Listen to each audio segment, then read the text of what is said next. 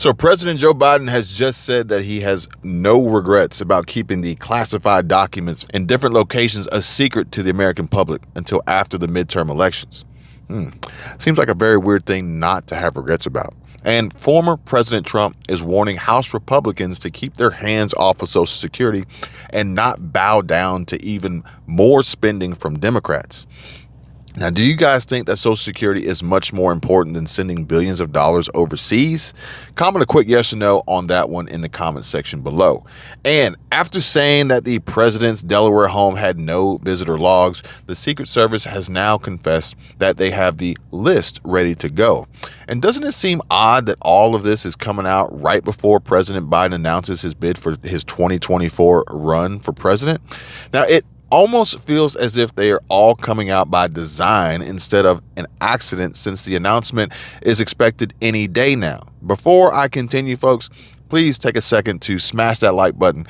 That's a huge boost for this algorithm and the channel. And if you're in need of your daily dose of the truth when it comes to the state of the economy, Social Security, SSI, SSDI, what's going on over in Washington, D.C., around the world, the stock market, and everything in between, make sure to subscribe and hit the notification bell.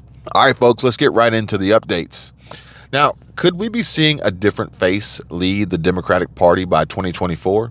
It's not impossible, because you would have to be naive to think that everything that's been happening around President Biden is just a mere coincidence. But if it is, it's some of the worst luck I have seen in a very long time. After the American public was told by the White House that no visitor logs were available for his Delaware home, the Secret Service has now notified officials that they are ready to turn over the names of people who frequently visited his place, but only if Congress makes a request for it. And according to them, the Secret Service does not maintain visitor logs at the private residences of protectees. While the Secret Service does generate law enforcement and criminal justice information records for various individuals who may come into contact with the Secret Service protected sites, we are not able to comment further, as this speaks to the means and methods of our protective operations. So basically, the White House lied in some way, but not completely, since they aren't really formally keeping a list. Now, can we call that a white lie? But either way, President Biden isn't too worried, though, as he said in a recent press briefing, "We found a handful of documents that were filed wrong in the wrong place, and we immediately turned them over to the archives in the Justice Department. We're fully cooperating, looking forward to getting things resolved quickly, and I think you're going to find that there's nothing there. I have no regrets."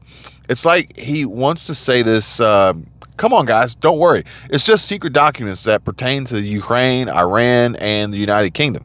No fuss, no muss. And I mean, there wasn't a lot of it lying around in my garage next to my Corvette. Relax, folks. He also added that he's confused as to why he's being asked about the secret documents when he was in California to check the damage from storms that affected the area. And he even said that the American people don't quite understand why you don't ask me questions about that. Do you guys think that it's important for us to know what was in these documents, as well as why it was found early in November, but was kept hidden until after the midterm elections? Now, I feel like we're in the twilight zone a little bit, and we can't get answers to questions that we have for our own government.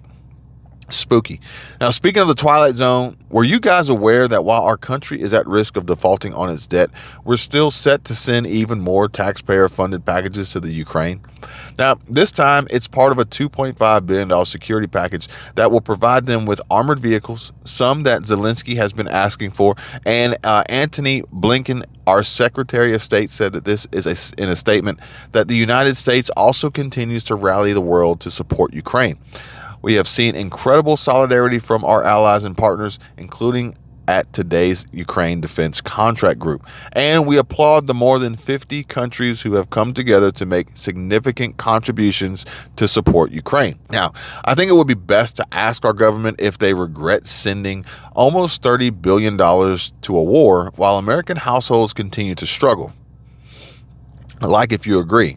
And with fears of solvency for multiple government programs like Social Security, SSI, SSDI, SNAP, veteran and retirement benefits in the balance, but still their priorities seem to be very clear.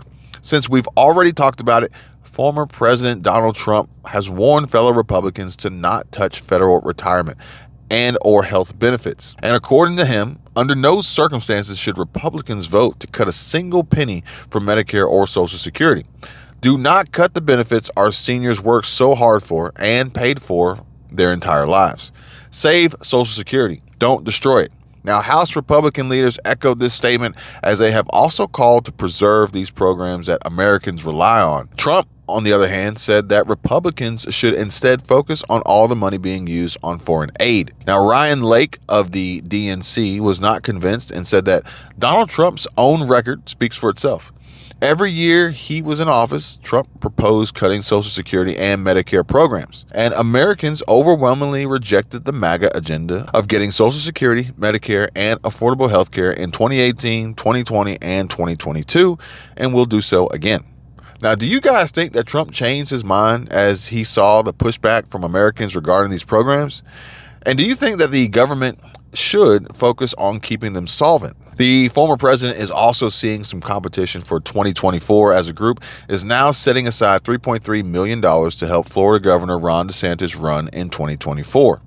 And according to the group's website, Ready for Ron, America is in grave danger from the radical left and their failed socialist woke policies.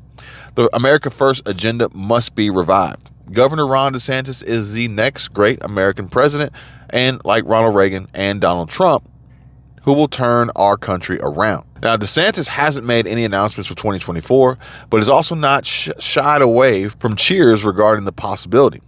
Could we possibly see a completely different lineup next year? The rumors are sure to keep flying, so I'll keep an eye out for you guys. And on the topic of rumors, Ukraine's President Zelensky suggested in a recent address to the World Economic Forum that Russian President Vladimir Putin was dead. Now, he said that I don't really understand today who to talk to and what to talk about. I'm not sure whether the president of Russia, who sometimes appears on the screen somewhere, I don't quite understand if he's the guy, and I don't understand if he is still alive, or that is him particularly making the decisions. The Kremlin basically told Zelensky to shut up, and they say that Russia and Putin exist and will exist. So while I can't be certain on everything that's happening in those countries, I'm sure of one thing that exists in our economy today, and that's high prices. While it would help us a lot to budget our finances, one other way to take this dilemma head on is to improve your cash flow.